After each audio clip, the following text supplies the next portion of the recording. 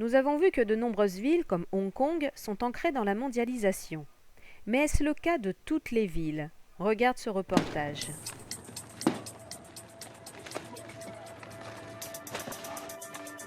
Voici les Blightbusters, les chasseurs de détritus en anglais.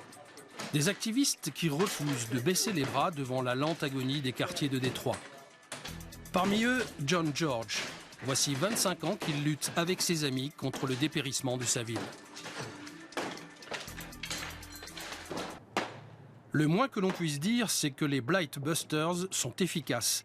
Leurs équipes sillonnent les quartiers, ils nettoient les jardins, rénovent et réhabilitent les maisons. Plus de 4000 au cours des dernières années.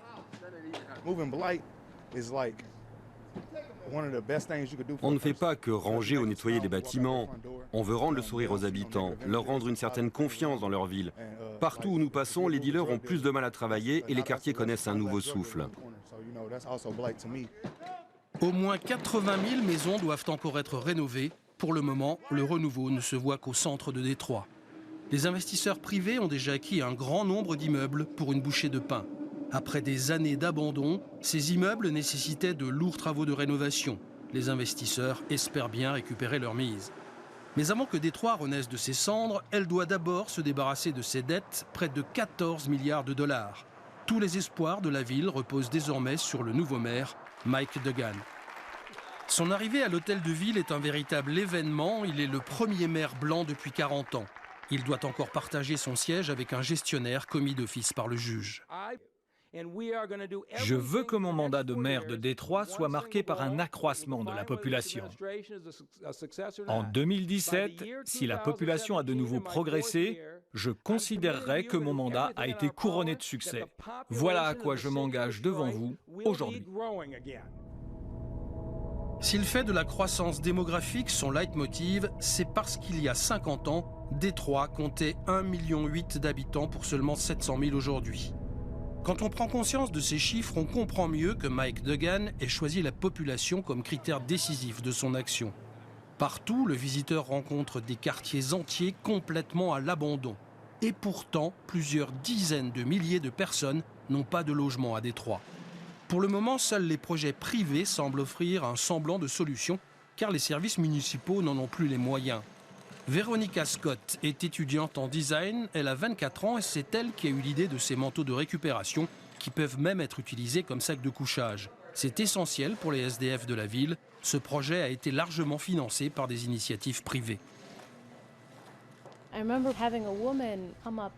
Un jour, une femme m'a quasiment agressée. Elle a hurlé qu'elle n'avait pas besoin de manteau, mais d'un boulot. Elle m'a fait comprendre que ces manteaux, c'était n'importe quoi, qu'il ne suffit pas de distribuer l'obol aux plus pauvres pour régler leurs problèmes. Peut-être qu'on se sent mieux sur le moment, mais on n'a pas réellement aidé les gens dans le besoin. Pour moi, cette rencontre a tout changé. Ce que nous essayons aussi de faire maintenant, c'est de donner un emploi aux personnes en situation difficile. Depuis, la jeune femme a recruté toute une équipe de couturières au foyer des sans-abri. La plupart de ces gens ont un passé difficile, souvent même un casier judiciaire, mais pour Veronica, ça n'a pas d'importance. Vous savez, pendant 8 ans, j'avais une vie normale avec un boulot et tout. Un jour, on m'a mise à la porte et c'est là que les ennuis ont commencé. J'ai perdu ma maison, ma voiture, tout. Détroit jouit d'un triste record, un taux de chômage officiel de près de 17%, et les chiffres réels sont certainement plus élevés. Il y a quelques années, on comptait surtout des hommes parmi les sans-abri. Malheureusement, ils sont maintenant rejoints dans les rues par de plus en plus de femmes. Sans formation ni diplôme, les chances de réinsertion professionnelle sont maigres. Les employeurs ne sont pas légion à Détroit. Sur les Big Three, les 3 plus grands constructeurs automobiles américains, seul Chrysler possède encore une usine ici. Sur le site de Jefferson, 4500 employés assemblent des Jeep Cherokee et des Dodge Durango. L'année dernière, 330 000 véhicules sont sortis des chaînes de montage, mais l'usine de Jefferson reste hélas une exception et devrait le rester longtemps encore. Mike Duggan est bien conscient que le salut de Détroit n'est plus dans l'industrie. Pour l'ancienne capitale de l'automobile, le souci numéro 1 est de garder le plus d'entreprises et d'investisseurs possible, ou même d'en faire venir quelques-uns. En tant que gestionnaire de cette ville, nous devons faciliter avant tout l'implantation de nouvelles entreprises, les start-up par exemple. Voilà pourquoi j'ai demandé à mes services de soutenir les jeunes qui veulent tenter leur chance. Et si un entrepreneur talentueux veut construire quelque chose à Détroit, nous devons l'aider avec un crédit avantageux, avec des locaux, et puis dans ses démarches administratives aussi. Pour l'instant, monsieur le maire ne peut pas en dire plus. Après tout, il est à la tête d'une municipalité quasiment en faillite. À Détroit, tout investissement pose problème. L'éclairage urbain, les transports en commun ou la sécurité. Même le remplacement des véhicules de police n'a pu se faire que grâce à une subvention privée. Une situation paradoxale pour l'une des villes les plus dangereuses du pays.